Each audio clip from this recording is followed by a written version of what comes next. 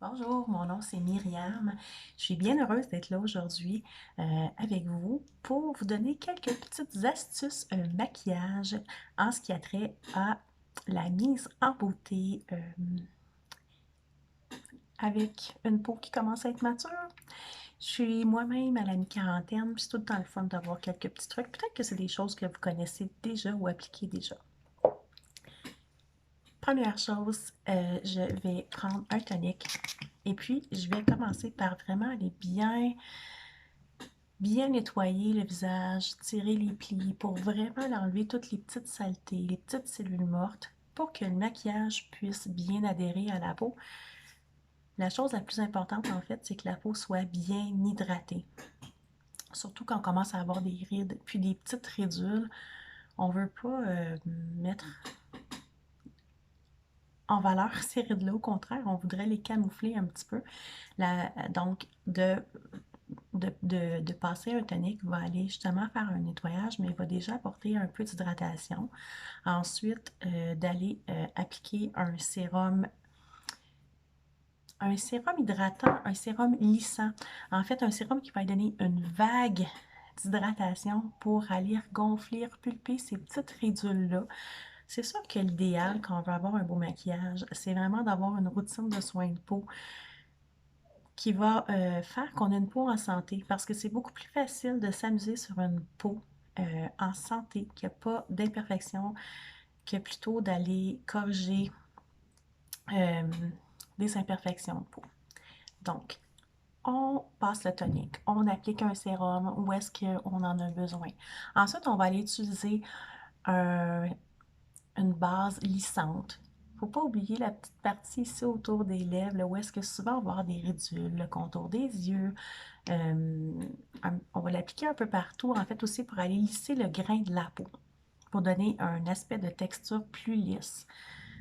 Ensuite de ça, côté fond de teint. Les fonds de teint, il y en a tellement, il y a vraiment plusieurs sortes. J'aime beaucoup Makeup Forever, j'aime beaucoup celui d'Artiste parce qu'ils sont lumineux.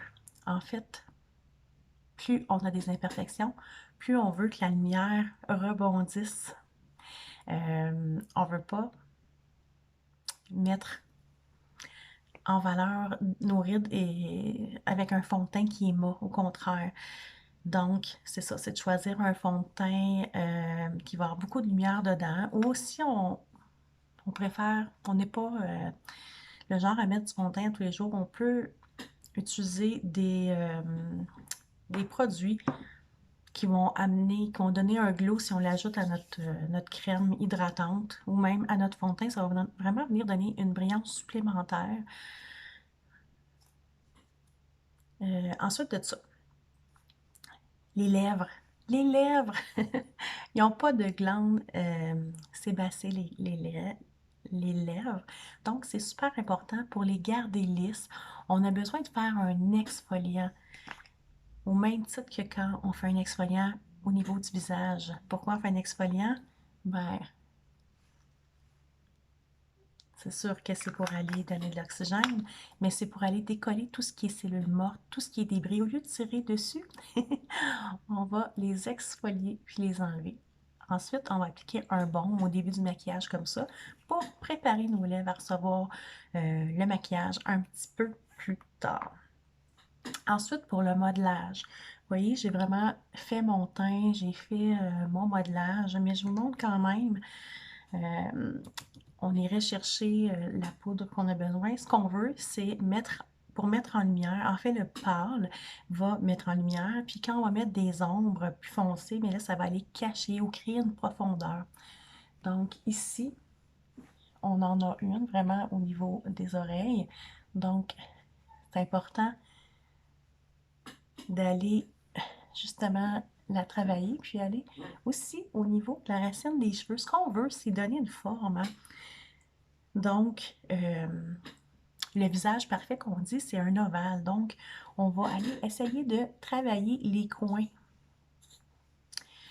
Mais là, je ne vais pas faire un cours sur le modelage. Puis vraiment, on va aller ici. Ici, c'est peut-être, ça va être plus approprié même pour, parce qu'on voudrait cacher quand on a un deuxième menton, admettons.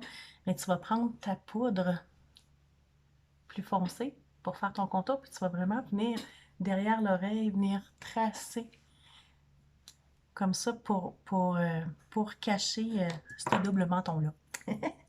Ensuite, j'ai fait déjà mes sourcils. Je vais vous montrer rapidement au niveau des yeux maintenant. On va prendre une base. J'ai déjà fait un côté. On va faire l'autre côté. On va prendre une base pour les yeux pour s'assurer que le maquillage va bien tenir. J'en mets aussi en dessous. Un peu comme ça.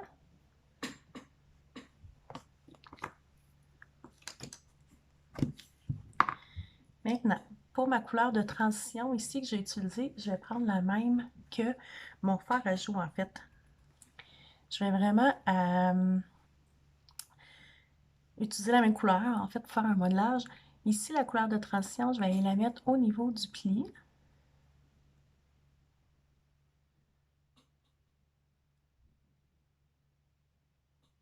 Puis, pour donner une profondeur, je vais aller mettre une couleur un peu plus foncée.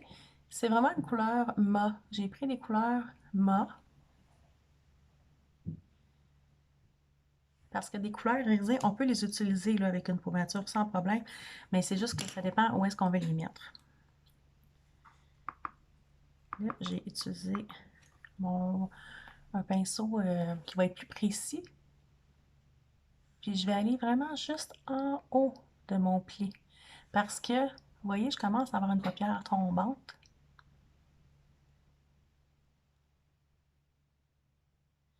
Puis je vais aussi aller juste en dessous.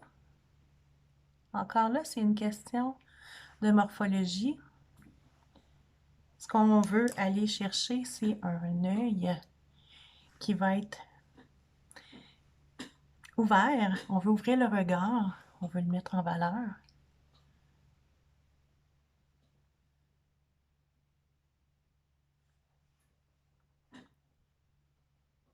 Je vais rajouter un petit peu. Je vais m'assurer que ce soit vraiment pareil. Puis quand on maquille les yeux, c'est important de se regarder dans le miroir, puis vraiment d'aller mettre l'ombre quand on a une paupière tombante exactement où est-ce qu'on veut l'avoir une fois les yeux ouverts. Parce que sinon, on la verra pas, notre couleur, si elle se cache vraiment dans le pli. C'est en haut du pli, c'est pas dans le pli. Je vais prendre aussi une couleur plus pâle maintenant que je vais aller appliquer sur ma paupière mobile. Puis cette couleur-là, je vais l'utiliser aussi pour aller mettre de la lumière ici, au niveau de l'arcade sourcilière. Puis ici aussi à l'intérieur. Ah, un autre petit truc aussi que j'ai oublié de vous dire tout à l'heure. Quand on fait le fond de teint, étape que j'avais fait auparavant avec le cache-cerne, c'est important de vraiment aller vérifier. Ici, quand on l'applique, souvent on va avoir des rougeurs. Fait que vraiment prendre le temps de les camoufler. Avec une peau mature, on a de plus en plus de taches brunes qui apparaissent aussi au niveau du teint. Une fois que le teint est fait, il s'agit juste d'aller prendre voyons, un correcteur dans les couleurs beige. Puis ensuite, on peut repasser tranquillement avec un peu de notre fond de teint. Là, ce que j'utilise, c'est un crayon chair pour encore une fois ouvrir l'œil.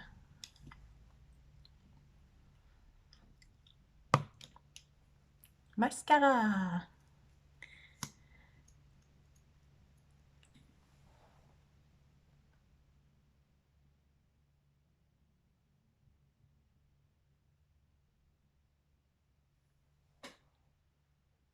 Pas du bon côté, ok. Là, je me regarde dans le miroir, mais en fait, c'est dans le miroir plus bas qu'il faut se regarder, hein. Comme ça. Moins de chances de se beurrer. Puis de toute façon, je ne sais pas si vous voyez ma position, là, mais je suis bien mieux comme ça.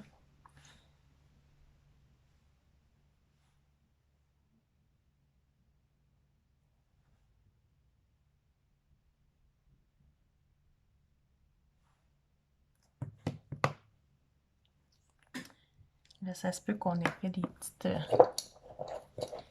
bavures, c'est pas grave.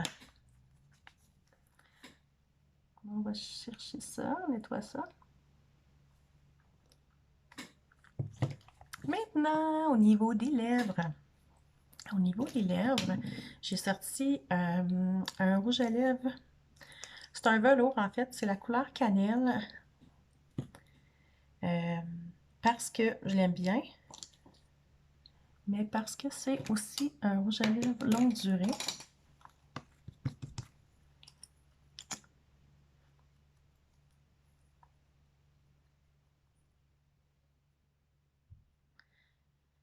Quand on commence justement à avoir des rides, des ridules au niveau des lèvres, c'est bien d'appliquer un crayon.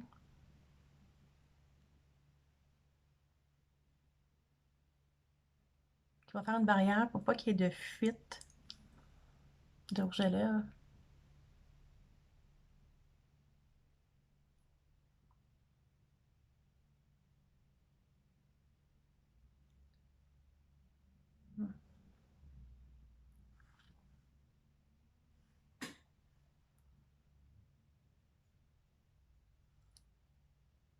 Mais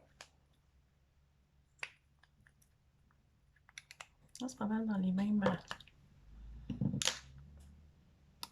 tons.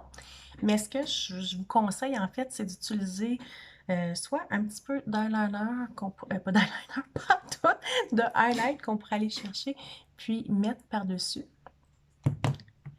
Ou on pourrait utiliser un gloss pour justement aller donner de la lumière, puis donner une impression que la lèvre, elle est plus pleine.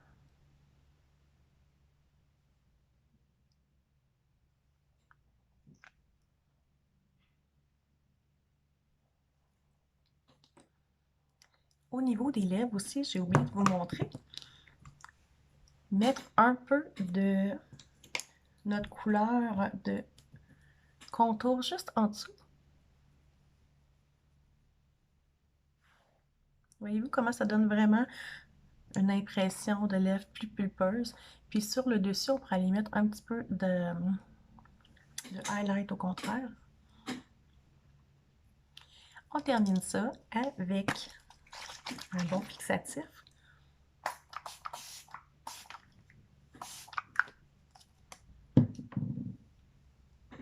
Et le tout va rester en place. Merci beaucoup de m'avoir écouté. Puis amusez-vous avec le maquillage. Amusez-vous.